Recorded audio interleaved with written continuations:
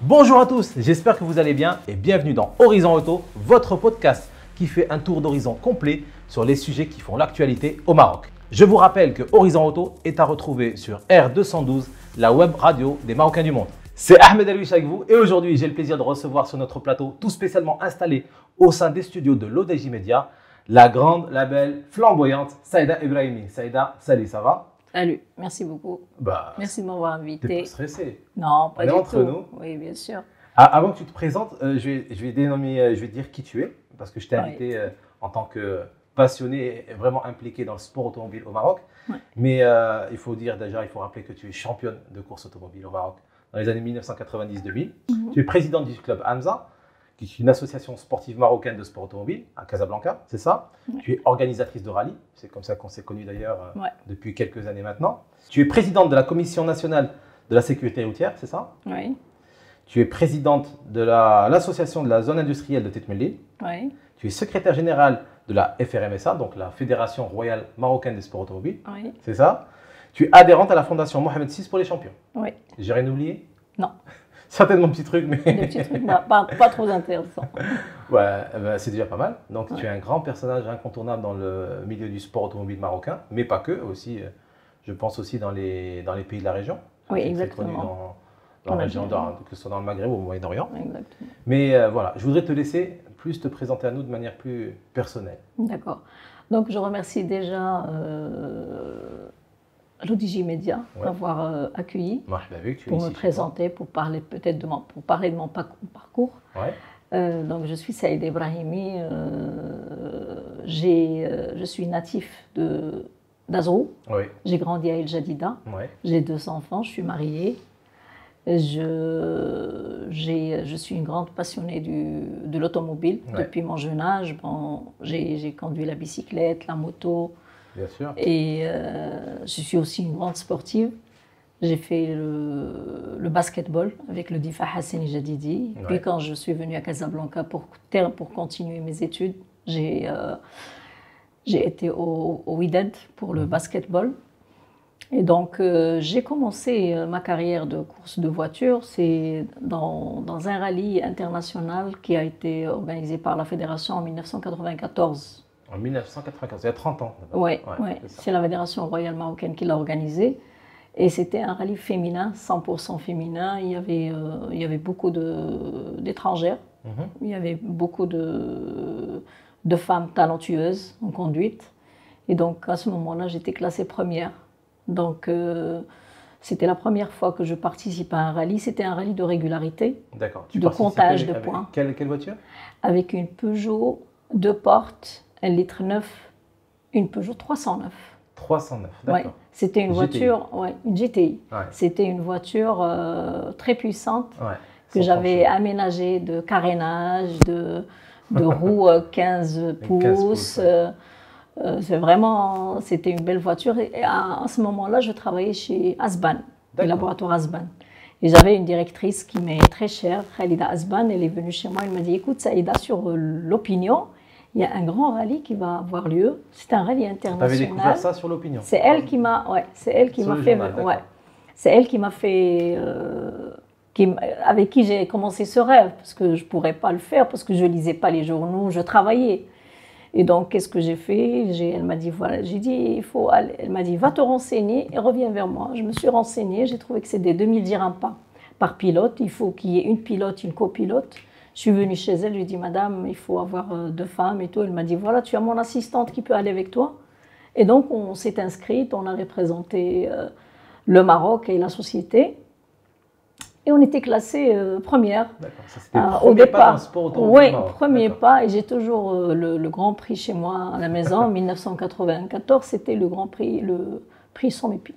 D'accord. Somepi, Kandaksa Al-Haj Amhal. Oui, exactement. Et il y avait des Tunisiennes qui étaient classées premières. Et au retour on avait fait Casablanca, Seta, Khouribga. C'était ça l'itinéraire. Et bon, à Khouribga, j'étais classée 2e. Et au retour à Casablanca, il y avait les Tunisiennes qui étaient classées premières. Elles avaient eu un accident. Donc c'est là où nous, on était classées premières. Et c'était un rallye de régularité, de comptage, de respect du code de la route, de l'orientation. Donc c'était vraiment un vrai rallye de régularité. Et à partir de là, il y avait le président de la fédération qui était venu vers moi. Il m'a dit, Saïda, voilà, ça, on a vu que tu conduisais bien, on veut développer les rallyes et tout. Et on aimerait bien que tu sois avec nous au sein des femmes qui participent. Il n'y a pas d'ailleurs beaucoup de femmes, il y avait une seule femme à cette époque-là. Qu'est-ce que j'ai fait? Il m'a invité à deux courses de voiture. J'ai vu, il m'a dit, écoute, choisis le groupe où tu veux être. Je lui ai dit, c'est ce que je suis en train de faire. À ce moment-là, vous savez que mon frère, Mjid Ibrahimi, il faisait les courses de voiture avec une Alpine Renault. D'accord. Avec une Alpine Renault. Et moi, je ne le savais pas. Je ne le savais pas parce que normalement, peut-être il ne l'a pas dit parce que mes parents risquaient de ne pas accepter. Et ils m'ont dit qu'il y a ton frère ici. J'ai vu, je lui ai dit, moi aussi je veux participer aux courses. Et c'est là où lui, il participait dans un groupe M2 ou M1. Et moi, j'étais obligée de participer en M3 avec des grands chevronnés de la course automobile, Max Cohen-Olivar, Voltolina, vraiment des grands champions. Et qui m'ont appris à conduire, ils m'ont appris les trajectoires. Parce que vous savez, même si vous faites la vitesse en pleine autoroute, ça n'a rien à voir avec les trajectoires. On ne comprend. Les gens font maintenant la course dans les rues. Mais elles ne savent pas ce que c'est qu'une trajectoire, elles ne savent pas quand est-ce l'utiliser. Quand on est dans un circuit, il faut savoir utiliser la trajectoire parce qu'on est seul. Oui. Mais quand on est avec des voitures qui viennent c'est-à-dire dans une voie où il y a des va-et-vient de voitures, on peut pas faire on peut pas travailler parler de trajectoire, sinon on va rentrer dedans. C'est là où j'ai appris la vraie conduite. Je suivais les pilotes, je les suivais, je prenais les trajectoires, c'est-à-dire rendre un virage au maximum une ligne droite. C'est ça. Et donc c'est ce que je faisais, c'est là où j'ai appris à conduire. Et j'ai été classée, mon premier circuit a été à El Jadida. Chez toi à domicile? El Jadida, chez moi à domicile, avec le club Gazelle. D'accord. Où il y avait Bernadette de Chalençon, et c'est avec elle que j'ai appris la rigueur. J'ai appris la rigueur, j'ai appris la correction, j'ai appris tout ce que j'ai appris avec mes parents. Ouais. Là, je l'ai continué dans le sport automobile. C'est-à-dire il faut essayer de gagner sans faire mal aux autres. Ouais. Il ne faut pas faire Elle m'a appris beaucoup de choses. La discipline. Et là, en 1994, c'est-à-dire il n'y avait pas une loi qui interdit un pilote d'être membre d'un club. Ouais. Donc là, j'étais vice-présidente de Madame de Chalençon à Gazelle. Et c'est là où j'ai commencé à comprendre la relation entre un club, la fédération. Et j'étais secrétaire générale adjoint au sein de la fédération en 1995. D'accord. Parce qu'en ce moment-là, Gazelle avait le maximum de pilotes. Donc elle avait 2 voies. Donc j'étais moi. J'ai fait venir Hussein Wahi. Ouais. Je l'ai intégré dans le club Gazelle, où il était trésorier adjoint. Et actuellement, il est toujours à la fédération. Actuellement, il est toujours trésorier adjoint à la fédération. Ouais. Et donc là, j'ai essayé de faire venir les gens qui ont des valeurs ajoutées. C'est ça. Des vraies compétences. Exactement. Ouais.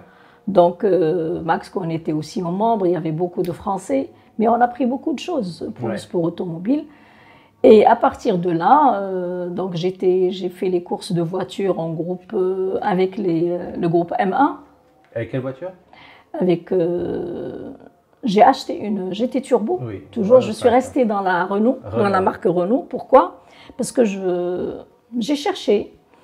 Je savais que Renault, c'est une voiture qui est très puissante, la Turbo, la GT Turbo. Parce qu'elle a un turbo, justement. J'ai préféré la GT Turbo à une Alpine. Pourquoi? Une Alpine Renault, c'était une voiture qui était un peu dépassée et elle allait rester avec les chevronnés. Donc, j'aurais jamais un classement. Et là, j'ai vu quelle est la catégorie où je peux. Ouais. J'ai pas voulu acheter la Peugeot j'ai préféré acheter la GT Turbo. Premièrement, elle est très puissante, elle est très nerveuse, elle répond sur le champ. Et donc, la pièce de rechange est disponible. J'avais amené la voiture de Saint-Étienne. D'accord. 84. D'accord. Ouais.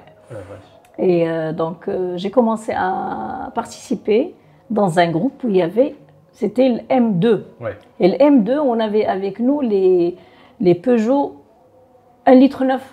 Donc, GTI, les Peugeot 1,9 litre GTI, c'était des 309 voitures. Et 205, ouais. Et 205 et la R11. Donc, La ces R11, voitures, on ne parle pas de la R11, maintenant on parle de la 1,9 litre, la GTI. Ce sont des voitures qui ne chauffent pas. Par contre, la GT Turbo, elle chauffe. À cause du turbo, justement. À cause du dégage beaucoup de turbo, chaleur. exactement. Ouais. Donc, on était à peu près 10 voitures, et 5 voitures ou 6. C'était des GT Turbo, il y avait avec nous Malouf, Nassim, il y avait beaucoup. Toujours, bien Ouais, sûr. ouais, ouais, exactement. Donc, qu'est-ce que j'ai fait? J'étais la personne qui est demandée à ce qu'il y ait les GT Turbo courent seuls. J'ai été chez le directeur technique, on lui a expliqué, on lui a dit écoutez, ce n'est pas légal, ce n'est pas, c'est-à-dire, C'est pas juste que. c'est pas juste Ouais. que nous soyons pénalisés parce que nous, quand on veut trop forcer, on casse le moteur ou on chauffe la voiture ou bien la courroie, elle saute. Ouais. Et donc, qu'est-ce qu'on faisait? Ils nous ont accepté les GT Turbo courent seuls dans un plateau. Et c'est ce qu'on a appelé le M4. M4. Mais à ce moment-là, il y avait combien de femmes qui couraient? Il y avait Samira aussi. Oui. Et donc là, Tu as il y commencé avait- avant elle ou elle a commencé là, elle a avant toi? commencé avec moi. Elle. D'accord. Il y avait Ben Amer, il y avait Tassi, il y avait beaucoup Amer de qui pilotes. court toujours Oui, aussi oui. depuis 30 ans, Fouad, bien oui, sûr. oui, Ouais, exactement. Il y avait de grands pilotes. Ouais. Et donc, moi, j'ai pu avoir pendant deux années un vrai championnat, deuxième et troisième en catégorie M3, M4. M4. D'accord. Donc, j'ai déjà été. Deuxième qui était le premier à l'époque? Était Michel Benibgui, parce qu'il avait une GT Turbo. Oui. Qui est Et décédé, à Menbed, la deuxième année, c'était, je pense, l'Otassi qui était premier. D'accord. Et donc, voilà, donc et vous savez comment j'ai atterri au sport automobile? Parce que à El Jadida, avant que je fasse les rallyes, il y avait des gymkhana Oui. Elle est qui s'organisaient dans les par la parkings, fédération, les concours qui s'organisaient autour de... d'habilité sur des plots, Exactement, bien sûr. sur des plots, on faisait des montées, des descentes avec Ouais. un truc, on descendait de la voiture, on montait dans une bicyclette, on rentrait dans un pneu où il y a un seau plein d'eau. Et ça, on le faisait à El Jadida. Ouais. Et c'était la fédération qui l'organisait. D'accord. Et c'est là où j'étais une grande passionnée de la voiture. Et c'est là où, d'ailleurs, j'ai eu mon permis de conduire à El Jadida en 1984, à 18 ans pile. 84. En 84, et voilà. Donc, puis après, quand j'ai eu un accident grave en 1997 Oui. Oui, bien sûr. à Meknes, Oui. Tu peux nous celui-là, expliquer comment, moi, je m'en souviens. celui-là, j'allais être première en championnat. Ouais. Première. Première. Et c'est là où j'ai eu un gros... C'était un homicide volontaire pour moi. C'était un homicide volontaire d'un pilote. Et donc, j'étais 2 semaines au coma. Et il y avait, en ce moment-là, il y avait Driss Noussi qui était président. Et il y avait... voilà. Donc, moi, j'étais restée... bon, vous savez comment ça s'est passé? Je suis rentrée, je doublais quelqu'un Ouais. qui me regardait comme ça. Et en passant en vitesse supérieure, j'avais une seule main au volant. Ouais. Et c'est là où il me regardait comme ça. Il a fait un coup de volant. C'est là où je me suis cognée à un arbre. Ouais. Et bon, j'avais pas trop mal. Moi, ce qui m'arrivait, c'est je faisais comme ça de temps en temps. Il y a mon cou qui montait. Mais mes bras, j'ai rien compris. J'allais prendre la route. Vous savez, j'avais rien, aucune blessure. J'avais mal aux pieds, aucune blessure. Vous savez, les voitures qu'on importe de France, c'est des Extrêmement voitures solides, bien sûr. Bien vraiment construites, solides, bien avec Les une arceaux. barre Ouais. anti-rapprochement, c'est Ouais. ce qu'on appelle Ah, les barres anti-rapprochement. un arceau en général qui est vraiment très... Non seulement l'arceau, c'est la barre anti-rapprochement qui est mise sur les amortisseurs. Oui, c'est ça. C'est celle-ci qui a laissé à ce que le moteur ne rentre pas chez moi. Ouais. J'avais juste un petit peu mal, mais sinon, elle était démolie, la voiture. Ouais. Je prenais la route. Il y avait Kandoussi, Kandoussi qui faisait la course avec nous. Il est venu chez moi, il m'a dit Saïda, attention, il ne faut pas prendre la route. Je lui ai dit non, j'ai été à l'hôpital, ils m'ont dit rien. Ils ont fait. Il m'a dit non, tu rentres à l'hôpital. Alors, on rentre à l'hôpital, c'est. Tu t'es effondré. Ah. J'étais au coma. 2 semaines, j'ai eu le poumon qui s'était, l'enveloppe du poumon qui s'était perforée. Ah. Et donc, ça y est, alhamdoulilah, j'ai fait un drainage. Je suis revenue, je me suis mariée. J'ai eu ma fille en 1998. D'accord. Et je suis revenue au sport automobile en 2002. En 2002, d'accord. Ok. Donc, tu as eu combien à peu près le temps de faire c'est-à-dire, parce que j'ai fait beaucoup de drainage, beaucoup de... 5 ans d'arrêt en fait. À peu près. Ah, à peu près. Ah, d'accord. En 2001, je suis revenue aux courses de voiture. J'ai eu le championnat 2e course de voiture. 3e année, la 2e année, je ne pouvais pas... Qu'est-ce qui se passe dans ta tête quand tu as un accident qui est assez grave quand même, tu fais du coma, tu te maries, tu as un enfant, qu'est-ce qui te fait revenir alors qu'il y a tous les signaux pour te dire ne reviens pas? Je suis revenue parce que pour montrer aux gens qui m'ont écarté du sport automobile, pour leur dire que je suis là, j'ai pas peur. Je lâche pas l'affaire. Je lâche pas. Et pour aussi, voilà, et pour me faire plaisir à moi-même, voilà, parce que les gens, je ne veux pas que les gens disent ah elle a fait les courses puis ah c'est une femme, elle a fait la course, elle a fait un accident, elle a quitté. Non, j'ai pas fait un accident. L'accident a été c'est-à-dire il a été vraiment programmé, mais alhamdoulilah, je ne lâche pas quand je suis convaincue de quelque chose. Et je suis très heureuse aujourd'hui parce que j'ai pu faire aussi les rallyes désert. Parce que, vous savez, quand je fais la course dans la voiture, la 2e année, quand j'ai voulu continuer, j'ai eu des problèmes. Lesquels? C'est quand tu es dans la voiture, je n'ai plus c'est-à-dire l'oxygène qui remonte à ma tête facilement. J'ai eu des difficultés, c'est là où je descends. Et puis après, il y avait un médecin qui était avec moi, il m'a dit Saïda, tu arrêtes les courses, sinon tu vas avoir des problèmes. Donc je me suis convertie en rallye désert. En rallye raid. Et les rallye raid, parce que je connaissais des Algériennes et Algériens avec qui je suis invitée. La première année, j'ai été invitée avec une copilote où on a participé, c'était bien. La 2e année, j'ai pris une délégation, j'étais la marraine de 6 femmes. Il y avait Nadia Mennet, il y avait beaucoup de femmes qui faisaient les rallyes avec moi. Donc, on était vraiment... elles ont commencé toutes les rallyes en Algérie, en Tunisie. On représentait le Maroc. On représentait le Maroc et les Marocaines, c'est-à-dire, elles ont eu un prix à chaque wilaya. Par exemple, à Jazaïr, à chaque wilaya, elles ont un prix, la même chose. Alors qu'il y avait des Françaises, des Tunisiennes, des Belges. Mais vraiment, nous, les Marocains, on est bien accueillis en Algérie, en Tunisie, en Libye. Alhamdoulilah. Et donc, pourquoi je me suis convertie en désert? C'est pour essayer de passer à Gazelle. Après, j'ai fait Gazelle, j'étais classée 3e. Tu as fait le rallye Aïcha des Gazelles. J'ai fait le rallye Aïcha des Gazelles. Excessivement difficile. Il est très difficile, vous savez, qu'est-ce qui est difficile dans ce rallye? Vous avez le franchissement des dunes. Donc, l'avantage, c'est qu'il vous donne 2 itinéraires. Un pour les SUV type R4, type SUV, les voitures qui n'ont pas de 4 roues motrices, et un qui est pour même les 4 roues motrices, et même celles qui sont débutantes en 4 roues motrices, elles peuvent passer dans l'itinéraire, mais avec des pénalités. Un peu plus light, mais pénalisant. Exactement. Ce qu'il faut dans ce rallye, il faut avoir un bon navigateur. Et donc, j'avais une très bonne copilote. Moi, je pilotais. Et elle m'a demandé à un certain moment de conduire. C'est là où je lui ai donné à conduire. Elle a pété la boîte à vitesse. Parce que, vous savez, la conduite dans le désert, ce n'est pas n'importe comment. Donc, elle a bousillé le plateau et disque. Et on a été le soir le réparer. Vous savez, les Marocains, j'aime beaucoup ça. Les Marocains, ils sont très, très efficaces. Débrouillards. De rien, ils vous montent tout. On n'avait rien, ni plateau, ni disque.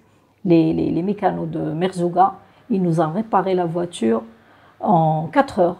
Tout de suite, ils nous ont dit, allez-y, mais évitez trop de... J'ai dit, s'il te plaît, tu ne vas pas conduire, je vais conduire. Et on a fini 3e alors qu'on était classé 2e en 2007. 2007, d'accord. Ouais. Et à partir de là, comme j'étais directeur export chez Asban, Ouais. vous savez, moi chez Asban, j'ai passé beaucoup d'années. Ouais. Alors, il y avait le fils Asban qui venait d'arriver des États-Unis. Il a fait son MBA là-bas, le plus jeune. Et il m'a dit, Saïda, pourquoi tu ne fais pas le Dakar? Le Dakar. Je lui ai dit, le Dakar, c'est beaucoup. Il m'a dit, non, écoute, cherche. J'ai cherché. C'est mon mari qui m'a aidé à lire pas le roadbook, mais à lire le règlement, le règlement technique, le règlement des véhicules. Ben, j'étais obligée d'acheter un 4x4, un Pajero Mitsubishi, petit. Je n'ai pas acheté un long. Ouais. Le cours, le format exactement, court. le cours, je l'ai toujours. Et c'est celui-là que j'ai préparé par des Marocains à Casablanca. Et j'ai fait venir le directeur technique, c'est-à-dire l'officiel, le commissaire technique, pour me donner le passeport technique au Maroc. Je l'ai pris en charge en billet et tout. Vous savez, c'est difficile d'aller jusqu'à Lisbonne. Après, ils vont vous dire, non, vous êtes non conforme. Ça y est, vous devez revenir.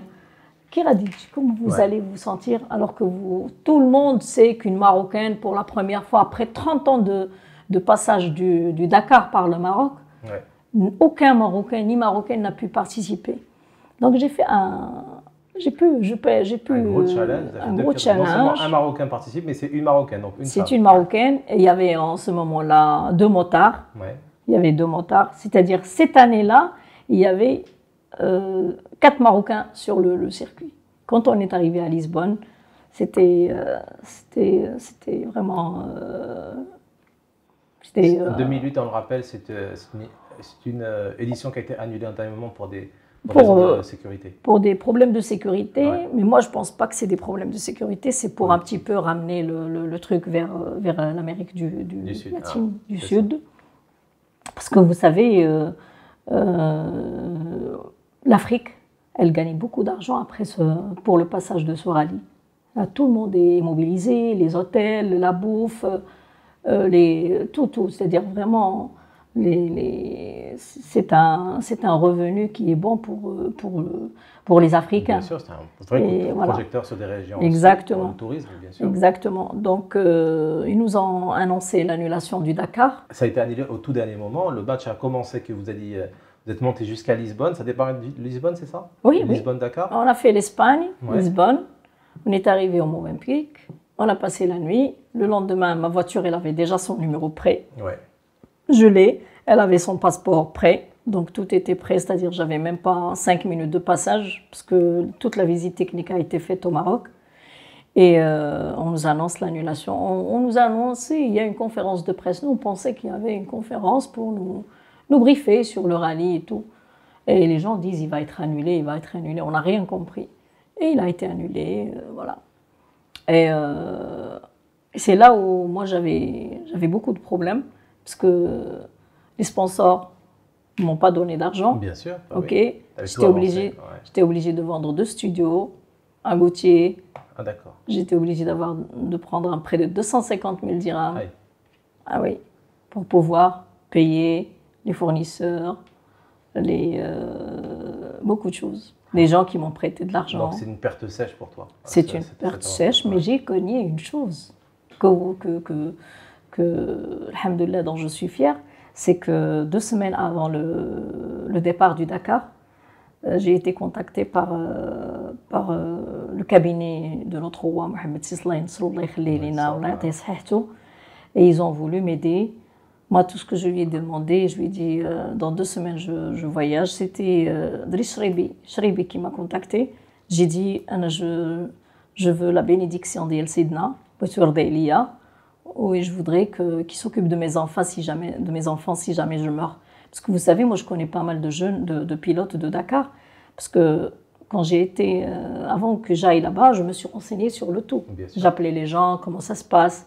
Vous savez qu'on a beaucoup de routes en Afrique, du Maroc jusqu'en Mauritanie, là où il y a les montagnes.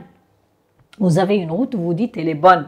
Après, il y a un grand trou, c'est-à-dire s'il y a quelqu'un qui vous double, vous lui donnez. Après, si vous tombez dans le trou, soit la voiture est cassée, soit vous êtes renversé.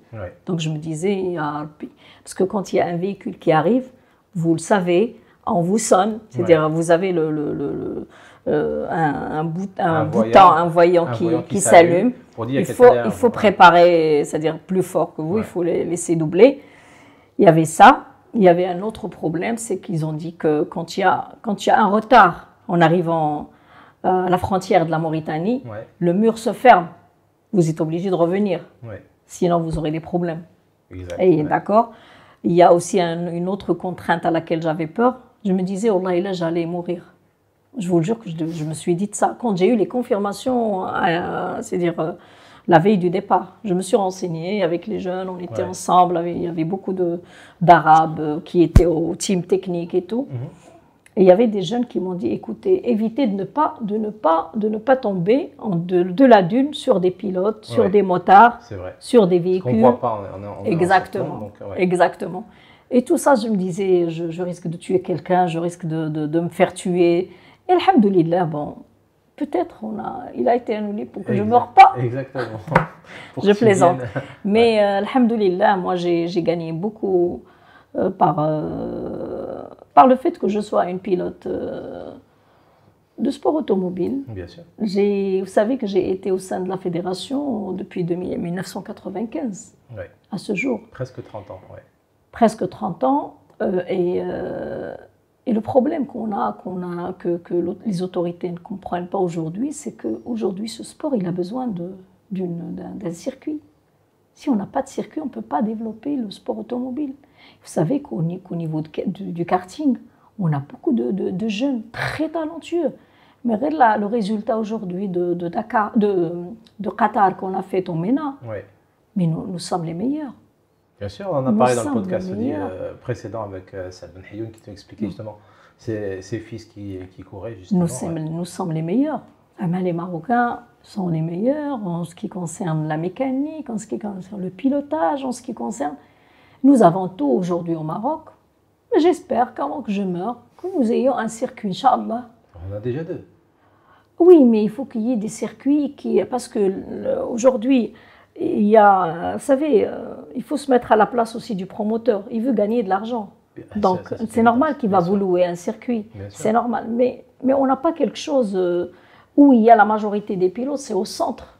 C'est Casa, Rabat, Knetra. C'est ça. C'est-à-dire, si on avait un circuit entre Casa, Knetra, Rabat, mieux centré, on va dire. Mieux les gens vont s'entraîner, mieux la fédération va avoir parce que la fédération peut avoir son propre circuit. Mais il faut qu'il y ait de l'aide de partout. Mais on en a déjà 2, on les utilise. Il y a celui de Marrakech, Moulay Hassan, bien évidemment. Alors, moi j'aurais peur pour participer toujours au circuit Moulay Hassan parce qu'il y a un petit peu... Moi, j'ai peur. En tant que pilote, j'ai peur. Vous savez, si vous voulez vraiment vous épanouir dans ce circuit, il faut que vous ayez... Des aires de dégagement. Il faut que vous ayez des aires de dégagement. Ce n'est pas un mur. Bien sûr. Un aire de dégagement. Ce qu'il faut expliquer aux auditeurs, c'est que le circuit Moulay Hassan, c'est un circuit presque urbain. Urbain. Voilà, c'est une piste qui est alors, il faut avoir, bordée de murs. Il faut avoir une sortie sur sable, après sur pneus, après on trouve les... C'est ça. Et donc c'est vrai qu'approcher de la limite sur ce circuit, c'est un peu difficile. Celui de Ouazzem, il est bien, il est très bien. J'espère qu'on aura l'occasion d'y aller. Parce que, pour cette année, Inch'Allah. Inch'Allah. Toi, tu es dans la fédération, tu peux nous dire... Je n'ai aucune idée, franchement. Et je ne veux pas demander. Vous savez pourquoi? Parce que je ne sais pas. Aujourd'hui, je pense que c'est un circuit aujourd'hui qui est approuvé par la FIA. Oui. Donc, qu'est-ce que l'OCP attend à ce qu'elle ne vienne pas vers la fédération? Venez, faites les manches chez nous, venez, faites ceci. Mais Inch'Allah, j'espère que... J'espère que, Inch'Allah, il y aura de la bonne volonté. Exactement. Quand il y a la bonne volonté, il faut... Pour cette année, Inch'Allah. Même pour 2024, je suis sûr qu'on va pouvoir progresser sur ce... Inch'Allah, avec le nouveau président qui veut faire beaucoup de choses, j'espère qu'il sera aidé par tout le monde. Justement, à ce niveau-là, toi, tu es secrétaire général de la Fédération royale marocaine des sports automobiles, c'est ça? Oui. Tu es impliqué dedans depuis, on l'a dit, depuis presque 30 ans maintenant. Oui. Où est-ce que ça en est? C'est quoi ton implication exacte dans ce sport automobile actuellement? Vous savez, la Fédération royale marocaine des sports automobiles, je pense que elle fait avec les moyens qu'elle a. On n'a pas les moyens que le foot a. Quand on demande, par exemple, je sais pas, aux médias de venir, c'est difficile. Quand on cherche, quand on veut avoir des sponsors, c'est difficile. Et comment vous voulez travailler? Et la base d'un sport, c'est l'infrastructure. Tant qu'on n'a pas notre infrastructure, on ne va pas avancer. Ouais. Et on travaille sur tout ce qui est international, on est très bien, tout ce qui est maintenant, on est très bien, mais pour le sport automobile, on va doucement, même pour le karting, on s'investit trop. Il faut payer la location de la piste. Le promoteur te dit, moi je rentre le week-end 80 000 dirhams ou 100 000 dirhams. Ben, il faut louer la piste. À ce prix-là, au prix de 80 000. Bien sûr, il ne va pas être perdant. C'est pour cela que si aujourd'hui l'institution, la fédération, elle a ses propres pistes, elle va travailler le sportif pour ses sportifs et c'est-à-dire ce qui n'est pas sportif, c'est-à-dire pour gagner de l'argent, mais ce n'est pas la fédération, elle ne peut pas gagner de l'argent, la fédération. C'est-à-dire celui qui aura la charge de développer les circuits, c'est eux qui vont, avec la fédération, se mettre d'accord quand il y a un championnat, quand il y a des entraînements des pilotes, quand il y a ceci, quand il y a cela, c'est gratuit ou c'est juste symbolique. Ouais. Et quand il y a des promoteurs ou d'autres événements, et ils vont facturer ce qu'ils doivent facturer. Bien sûr. Est-ce que tu peux nous parler maintenant de ton implication, du travail que tu mènes au sein de la Commission nationale de la sécurité routière? Parce que c'est un sujet qui te tient aussi beaucoup à cœur. Exact. Alors, normalement, au sein de la sécurité routière, vous savez que l'association maghrébine des sports automobiles, dont je suis... L'association Hamza, dont je suis aujourd'hui fondatrice. Ouais. Et j'organise les rallyes et tout. On organise des journées de sensibilisation à la sécurité routière. On a organisé la caravane de la rocade méditerranéenne quand elle venait d'être inaugurée par Sa Majesté le roi Mohammed VI. Nous, on a toujours été le partenaire de la NARSA sans qu'ils le sachent. Nous, on travaille la sécurité routière. Ouais. Parce que sur nos rallyes, on a la régularité. La régularité, c'est le respect du code de la route. C'est ça. C'est une vitesse à ne pas dépasser. C'est une vitesse à ne pas dépasser et c'est dans ce sens. Donc, nous, on fait ça. Le village de sécurité routière, on l'a fait. Donc, nous, on donne le coup de main qu'il faut. D'ailleurs, au sein de la fédération, au sein de l'IFIA, il y a la mobilité. Bien sûr. Nous, aujourd'hui, c'est comme si on travaille la mobilité, mais vraiment très discrètement. C'est ça, à ton niveau. Voilà, justement. J'avais pris le karting, après je me suis convertie en sécurité routière. Ouais. Puis après, je suis avec Zahidi dans l'environnement. Parce qu'on avait fait le Maroc, il a été le premier pays où l'environnement a été, le congrès de l'environnement a été fait. Bien sûr, la COP 22 en 2016. Exactement, mais dernièrement, quand il y a le nouveau président de l'IFIA, ils ont choisi le Maroc comme premier pays où on a invité des Arabes, d'accord, pour le congrès de l'environnement. Et nous travaillons aussi sur l'environnement à la fédération pour minimiser le taux de carburant, le taux de carbone. Ouais. On est en train de travailler sur ça, mais timidement peu. En 2024, on va commencer, Inch'Allah, le championnat, on va commencer à travailler sur ça. D'accord.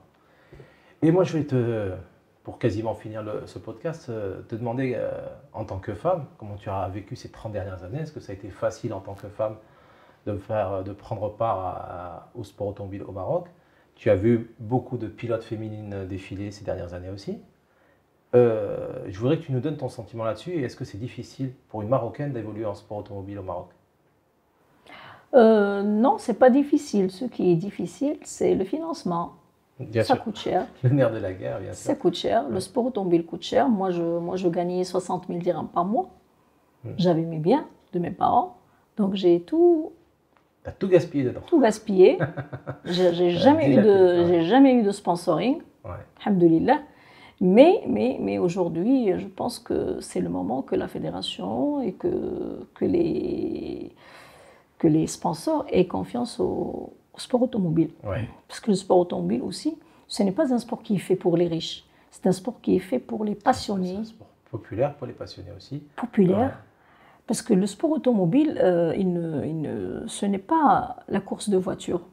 C'est les slaloms. Oui. C'est le drift. Le gymkhana. C'est le gymkhana. Bien sûr. C'est les courses de côte. Et donc, quand vous avez, c'est les rallyes de régularité. Oui. Donc, tout ça, c'est-à-dire, ce n'est pas un sport 100% à risque. Parce qu'on ne court pas dans les rues. Bien sûr. On court dans une enceinte fermée, dans un circuit fermé. Et les pilotes sont assurés, l'enceinte est assurée. Donc aujourd'hui, je pense que le sport automobile, il est fait pour les vrais pilotes. Passionnés, hommes ou femmes? Pour tout le monde. Hein. La femme aujourd'hui, elle est dans les officiels au sein de la fédération, en grand nombre. Bien ok. sûr, bien sûr. Les médecins, la directrice de course, Amel. Oui, les commissaires de piste, c'est beaucoup de femmes. Mais les courses de voiture, ce n'est pas facile. Il y avait des hommes qui sont venus aux courses de voiture et qui sont rentrés directement dans un mur. C'est pas facile. Aujourd'hui, nous avons des femmes. Oui, nous avons des femmes. Tu as vu en 30 ans défiler, tu as vu Samira, donc. Oui. Mais aujourd'hui. Il y en a d'autres. Tu as encouragé Souad à faire le rallye raid. Souad, oui, elle a démarré chez moi dans les rallyes de régularité. Et son rêve, c'était de faire le Dakar que je n'ai pas pu y faire. Ouais. Hinda Batourab, elle a évolué chez moi. Bien sûr, Hinda Batourab. Mounia Loulidi aussi. Oui. Donc, vous savez, il faut les faire venir via le karting, endurance 4 temps, ça ne coûte pas cher. Ouais. Via les slaloms, via pas les courses de côte, mais les rallyes d'endurance ou les rallyes féminins et tout. Et à partir de là, la femme peut se décider. Est-ce qu'elle veut faire comme Souad les rallyes raid, ou bien elle veut faire le karting, ou bien elle veut faire les courses de voiture ou les rallyes. Donc la place de la femme est là. C'est pas qu'elle n'est pas là. Est-ce que tu as eu des difficultés, toi, par exemple, en tant que femme, pour t'imposer dans ce monde macho et un monde d'hommes quand même? Je vais vous dire. Ouais. Vous savez que mon père, c'est c'est un résistant. Ouais. D'accord. J'ai été adoptée à El Jadida par un Français qui était converti à l'islam. D'accord. Lui, il aimait le Maroc. Et il m'a toujours appris, Saïda, il faut avoir peur de Dieu. Il faut avoir peur de personne. Pas des hommes. Mon père, il me disait, Saïda, si tu vois quelqu'un faire du mal à ton pays, à ton drapeau, si même tu arrives à le tuer, tu le tues. Il me dit, non, c'est pas le tuer, mais vraiment tu dois défendre le drapeau, les Marocains. Il me disait, moi, quand j'allais dans la résistance, je prenais du poison avec moi. Quand je serais pris par les Français, je préfère boire du poison que du... Donc moi, j'ai appris... c'est comme si vous dites, je suis née dans une famille qui aime le défi, qui n'a peur de personne, qui a peur de Dieu. Et voilà, donc quand je me dis, Saïda, tu dois faire ceci, si j'échoue aujourd'hui, j'essaye de gagner demain. Donc je ne laisse pas, je ne lâche pas. Magnifique. Vous savez, j'ai oublié de vous dire que j'ai ceinture noire en Aïkido. Oui, ça je le savais, oui. Voilà. Je vais le dire.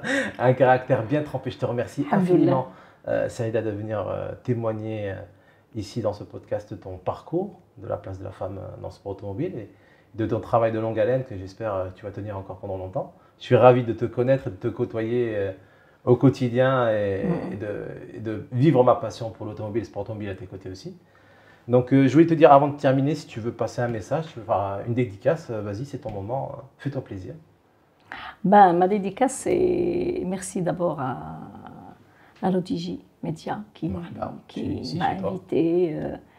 Je te remercie, Sid Darwish, parce que je me souviens quand tu es venu de France, vous avez voulu faire beaucoup de choses pour le sport automobile, mais ça va venir. Ah oui, je suis sûre que maintenant vous êtes sur la très bonne voie. Moi, tout ce que je dis, c'est que je te souhaite un très bel avenir, Darwish. Moi, vous savez, moi j'ai Mais j'aimerais bien que, Inch'Allah, que Dieu t'aide à réaliser tes rêves. Merci. Et à réaliser les rêves de tous les Marocains qui cherchent le bonheur de tout le monde. Et Inch'Allah, il khair. C'est magnifique. Merci beaucoup. On s'arrête là. Tu reviens quand tu veux. Merci beaucoup. Merci à toi. Et quant à nous, chers amis, on se retrouve très très vite pour de nouvelles aventures mécaniques au sein de l'ODJ Media. Avant de se quitter, je me permets bien évidemment de vous rappeler, il est là entre mes mains, c'est l'ODJ Imag Auto qui est disponible en lecture gratuite. Je vous le rappelle, c'est très important sur presseplus.ma. Je vous rappelle également d'aller vous abonner à la chaîne YouTube de l'ODJ TV, c'est très important. On n'oublie pas également R212, la radio des Marocains du monde. On se retrouve au prochain épisode. D'ici là, portez-vous bien. Allez, salut!